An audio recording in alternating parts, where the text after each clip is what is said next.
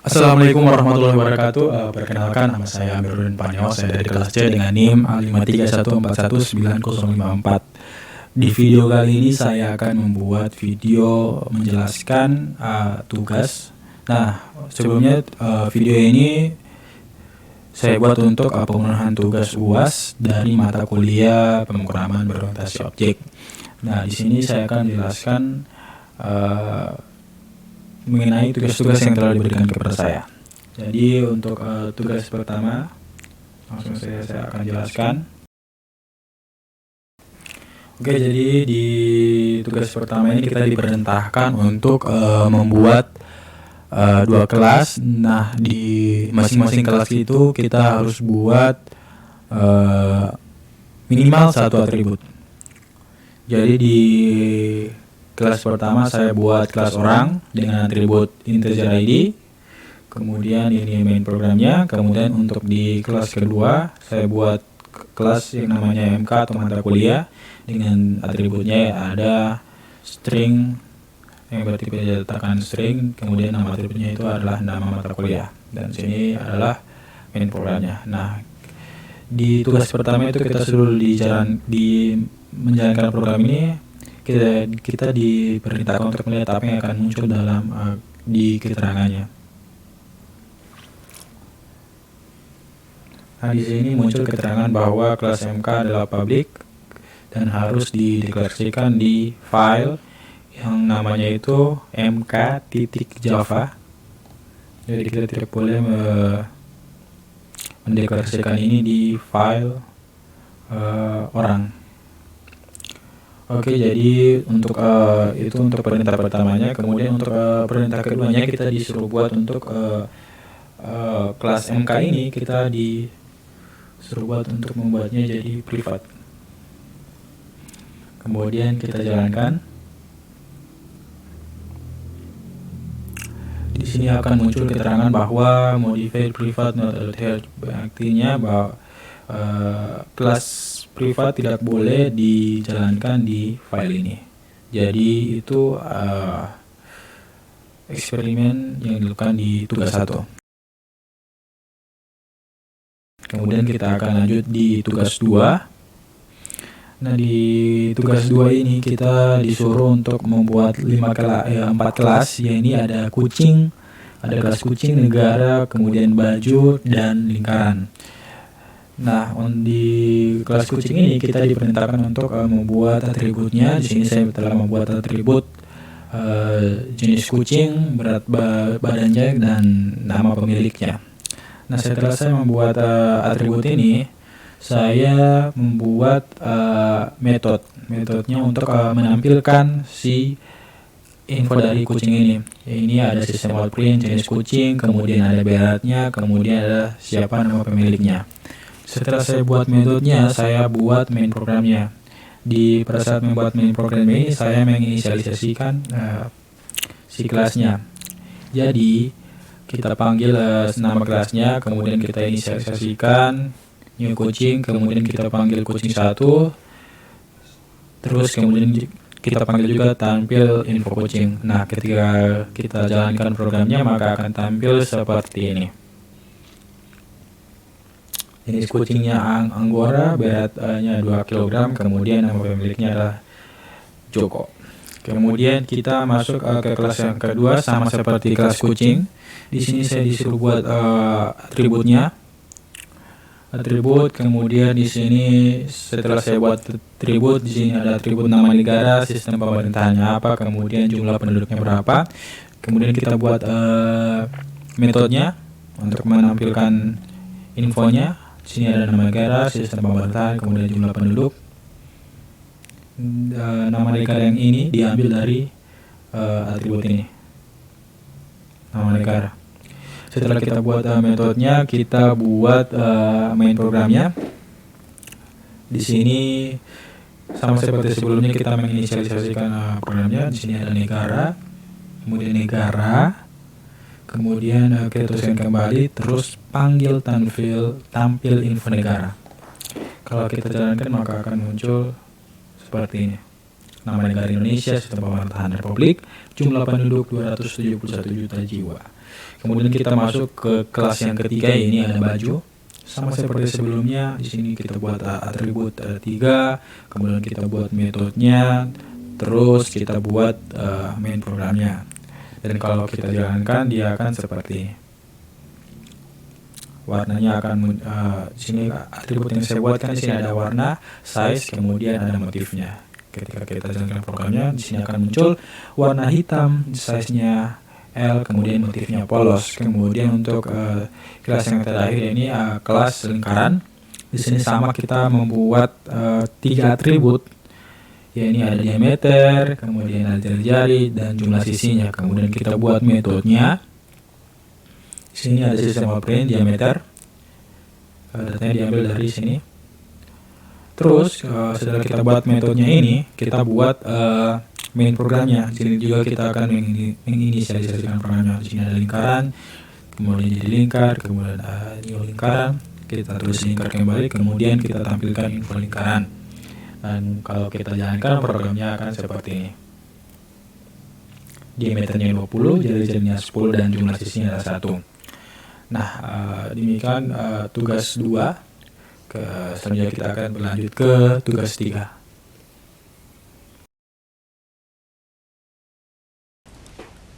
Oke, baik, kita akan lanjut ke tugas 3. Di sini untuk tugas 3 perintah soalnya dibuatlah program sebagai berikut seperti yang tertampak di layar.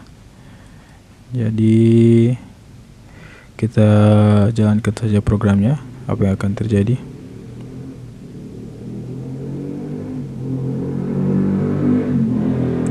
Nah, di sini kenapa hasilnya kita mendapatkan min 30, min 15, min 8 dan min 4, min 2. Jadi sini kita menggunakan operator shift right. Jadi min 60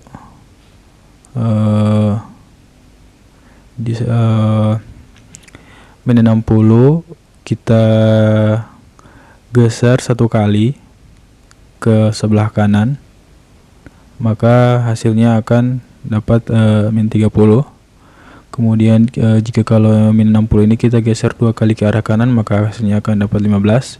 Kemudian yang bagian D digeser 3 kali akan dapat 8, bagian E digeser 4 kali dia akan dapat 4, dan digeser 5 kali dia akan mendapatkan min 2.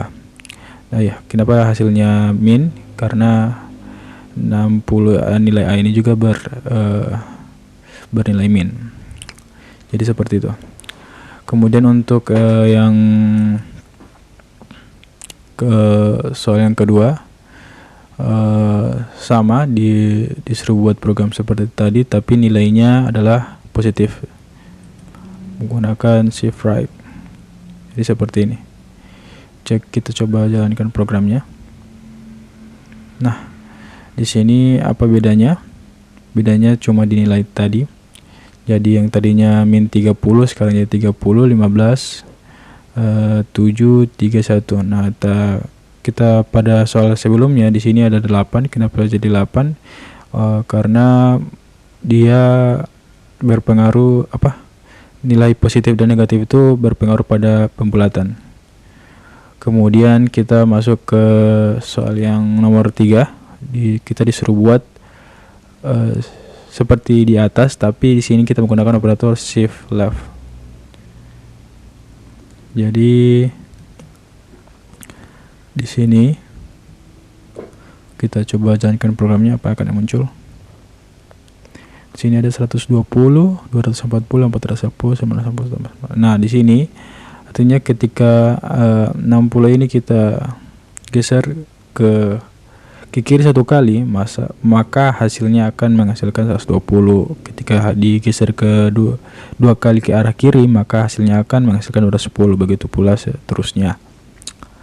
Terus untuk yang soal nomor kedua, di sini ada soal prioritas. Jadi kita Kita coba jalankan saja seperti sebelumnya. Kita jalankan.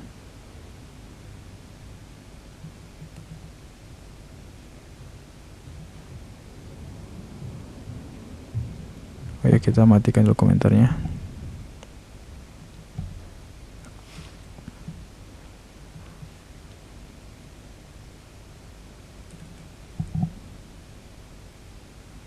Kita jalankan. Nah, di sini ada keterangan error.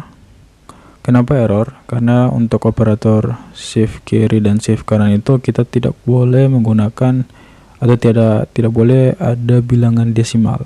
Jadi kita langsung bulatkan saja. Kita hilangkan ini koma 0. Begitu juga di 2,0 kita hilangkan nolnya. Di sini juga. Terus kita coba jalankan kembali.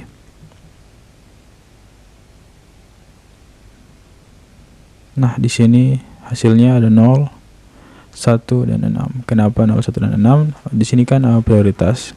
Seperti yang kita ketahui sebelumnya atau kita ketahui pada pembelajaran matematika, bahwasanya ketika kita diberikan soal seperti ini, hal yang pertama kali harus kita kerjakan itu adalah yang berada dalam kurung. Jadi 2 tambah 12 itu yang harus kita ini kan, 2 tambah 12 sama dengan 14. Setelah dalam kurung, kita dahulukan dulu, jikalau ada di dalam soal tersebut ada pembagian atau perkalian, maka yang didahulukan itu adalah pembagian atau perkalian dibandingkan dengan pengurangan atau penjumlahan. Karena di sini ada pembagian, maka yang harus kita dahulukan adalah pembagian. Jadi 14 dibagi 7 hasilnya 2. Setelah itu kita kurangkan dengan 2. Jadi 2 kurang 2 sama dengan 0 yang ini. Terus ini juga sama saya seperti sebelumnya. Seperti itu. Terus untuk nomor 3, soalnya ini tipe casting. Di sini artinya coba kita jalankan dulu. Kenapa nilai A sama dengan min 256? Jadi ketika 128 ini kita konversikan ke byte, terus kita geser 1 kali ke kiri, maka hasilnya akan ini min 256. Terus untuk yang bagian ini, soal selanjutnya,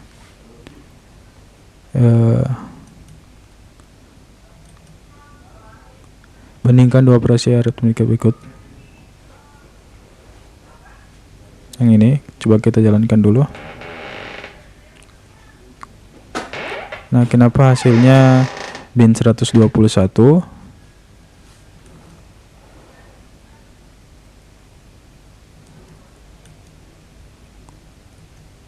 Oh ya, pertama kita coba dulu tanpa ada baitnya. Karena di soal diperintahkan seperti itu. Kita jalankan. Nah, di sini ada peringatan bahwasanya kita harus 135 kita harus konversikan ke byte. Jadi kita lakukan yang kedua ini.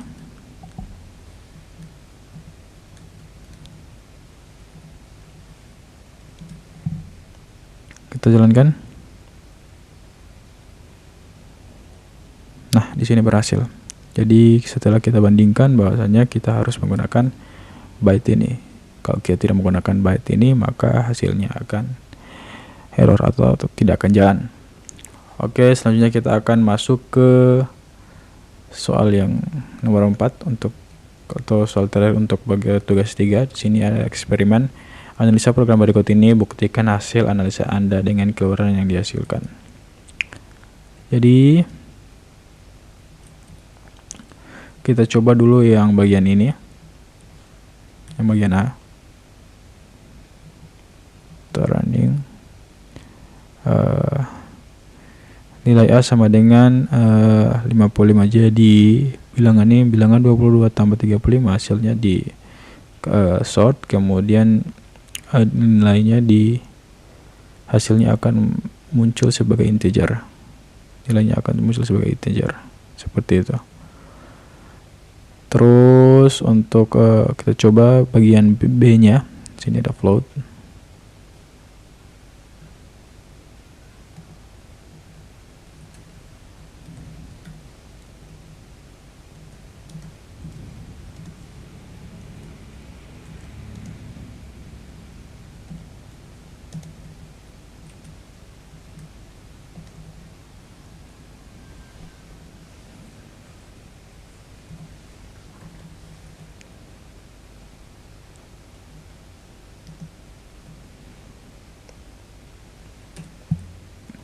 Kita jalankan. Kurang titik koma.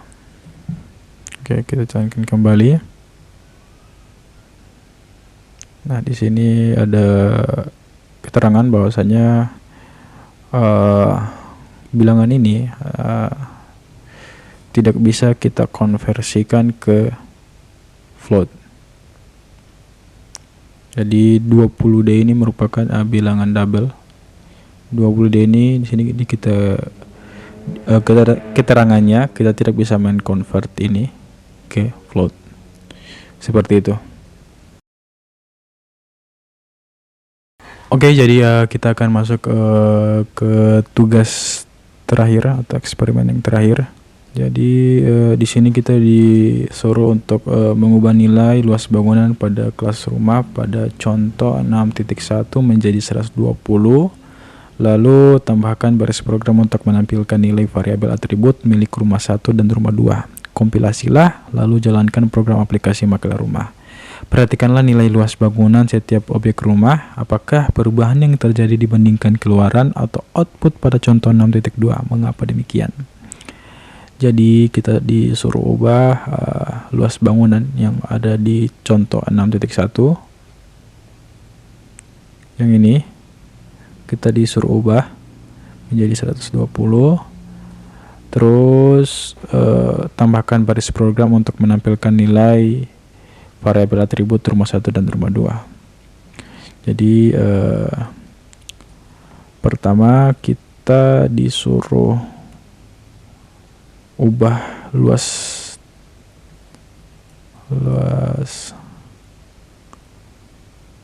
bangunannya menjadi 120.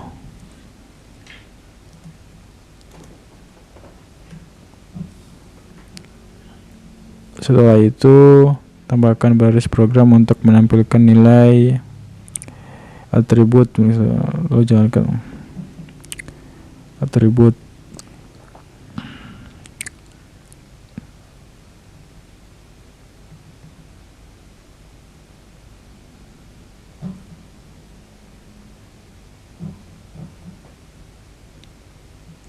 lalu tambahkan baris program untuk menampilkan nilai variabel atribut milik rumah 1 dan rumah 2. Di sini saya sudah menambahkan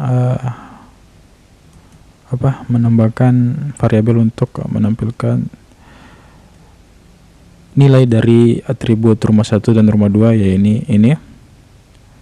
Jadi kalau kita running, hasilnya akan seperti ini. Ini akan muncul luas tanah 100, luas bangunan 120, harga 0, luas tanah 100, luas bangunan 120, harga 0. Jadi ini untuk bagian rumah 1 dan ini untuk bagian rumah 2. Kemudian kompilasi lalu jalankan apakah perubahan yang terjadi yang terjadi ketika kalau di contoh 6.1 kan belum ada ini. Terus di bagian luas bangunan juga belum ada. Kalau kita jalankan maka hasilnya akan seperti ini.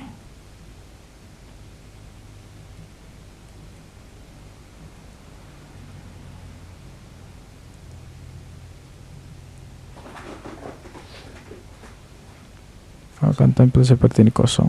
Jadi untuk menampilkannya itu kita harus menambahkan variabel untuk menampilkan atribut dari rumah 1 dan rumah 2. Terus di sini juga kita harus tambahkan juga nilainya sesuai perintah soal. Jadi seperti itu. Oke, jadi kita masuk ke eksperimen berikutnya. Di sini kita disuruh untuk memanipulasi data. Yang pertama kita buat harga rumah 2 menjadi 350 juta, kemudian buat luas bangunan rumah 1 menjadi 60. Terus perintah yang ketiga, kita disuruh membuat luas bangunan rumah 1 itu harus sama dengan luas bangunan rumah 2. Nah, terus kita disuruh buat untuk baris program untuk menampilkan semua data itu.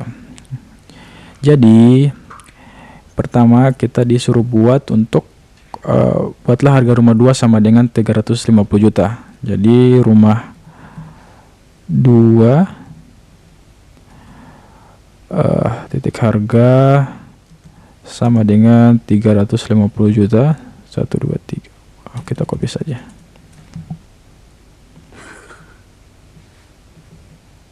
Kita copy. Terus perintah yang selanjutnya, buatlah luas bangunan rumah 1 menjadi 60. Rumah 1 luas bangunan sama dengan 60. Terus kita disuruh buat luas tanah rumah 1 sama dengan luas tanah rumah 2. Jadi rumah 1 titik luas bangunan sama dengan rumah 2 bangunan, seperti itu. Terus buatlah baris program untuk menampilkan semua data. Nah, ini untuk baris program untuk menampilkan atribut dari rumah 1 dan rumah 2. Kita jalankan. Nah, di sini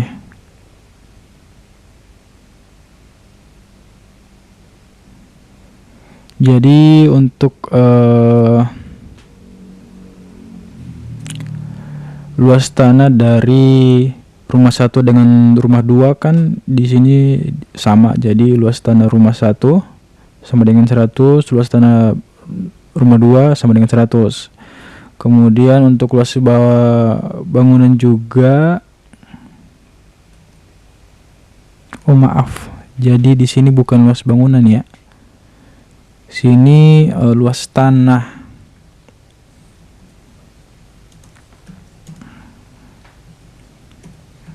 Ada kesalahan teknis. Kita running lagi. Nah, di sini. Untuk luas tanah dari rumah 1 dengan rumah 2 itu kan sama. Kita bisa lihat dari baris ini. Jadi hasilnya juga akan sama. Terus untuk luas bangunan di sini terjadi perbedaan karena kita di sini menambahkan baris program bahwasanya rumah 1 luas bangunan itu sama dengan 60, maka hasilnya akan seperti ini. Kemudian begitu juga dengan harga. Di sini kita menambahkan harga dari rumah 2 itu ya ini 350 juta. Maka akan tampil di sini 350 juta, sedangkan di rumah 1 harganya 0. Jadi seperti itu. Oke, jadi kita akan masuk ke eksperimen terakhir dari tugas 4 ini. Kita disuruh tambahkan baris program pada main method pada contoh 6.4 setelah baris ke-11 sebagai berikut. Jadi di sini kita sudah tambahkan baris program ini. Kemudian perhatikan output yang dihasilkan program. Jika outputnya adalah false, variabel referensi 1 menunjuk objek yang berbeda dengan objek yang ditunjuk oleh variabel referensi 2. Jika outputnya adalah true, maka variabel referensi rumah 1 menunjuk objek yang sama dengan objek yang ditunjuk oleh variabel referensi nomor 2. Oke, jadi kita langsung tambahkan saja.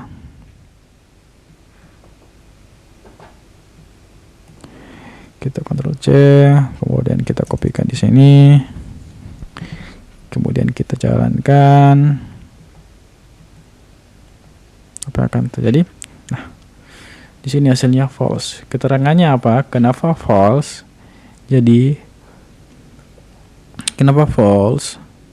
Karena variabel referensi rumah 1 menunjuk objek yang berbeda dengan objek yang ditunjuk oleh variabel referensi rumah 2. Jadi seperti itu. Jikalau hasilnya true, maka variabel referensi yang rumah 1 menunjuk objek yang sama dengan objek yang ditunjuk oleh variabel referensi rumah 2. Jadi sekian.